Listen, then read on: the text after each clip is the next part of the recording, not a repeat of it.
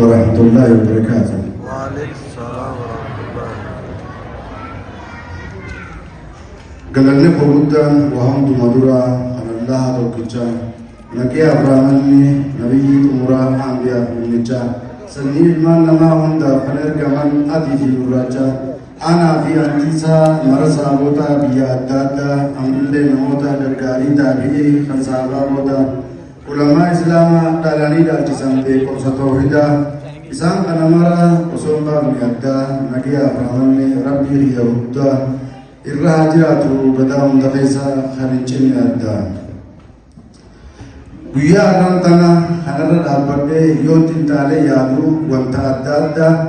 تنان نودو نرجع وجنا مجدو ويا نمني أوسى دين خنابرته تمرجم مدو ويا نمني يرو إسا وانتان درسة تجدو هنرد أبدي نمني الدنيا آخرة سايادو فكيني خلوما أمرام بربادو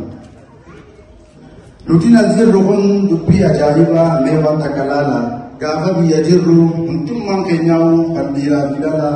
warra ganda male tokko walin bainu warroni halala garu rabbi guddan sababan urgode makabi yala mutu oromiya garu obuleyan nanno addada walitti nufide walitti nubarsise tikkada fi gudda yoom sanko bahuno ammallee sandaran waan caalu waa hunda obboleeyyiwan dhugaa laa ilaaha illallah miseensa shahaadaa nu godhuudhaa wajjin hireetii barannee ittiin eebbifamu nu kanne waan guddaa. Waggaa lama dura hintuuba deebinee haa yaadannu namu yoo yaadatan malee wanti argataniif wanti dabalinee namatti hin beekamu. Gaafa waa takkamneeyne kan amantii teenya maqaa qofa ayyaanu muslima jecha gaafa wallaalummaan haraama hojjennu sodaata kamale ajnabiyyi wajjin waliin mammarannu gaafa walitti jibne maqaa wal barreessuu salphatti fudhannu gaafa haadhaabbaa kan irraa dhalanne fuuldura dhaabbanne waan malee dubbannu nama gaddisiisa haalli kaleessaa san yoo qabdee yaadde sanundaa hubeeta jaalalleetii miti wallaalaan numude rabbirraa fagaannaan shayxaanaan faalamee keeysi keenya bade yeroo maafi darbe osoo dinnuu dabba naayiroobii dhufite waggaa lama dura diiniin beeku har'a jijjiirama fide alhamdulillaahi har'a keessaa gubbaan namuu babbaayete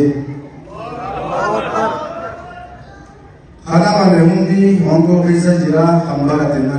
barate hundi hongoo keessa jira ati hojjete malee ati hojjetelleen hongoo keessa jira isa qulqulleesse malee kanaaf obboleewwan namni diin baratee bulii ta'ee muugu barachuu qofaami nu haa godhu rabbi warratti dalagu. Assalaamu alaikum warahmatullahi wabarakatuh.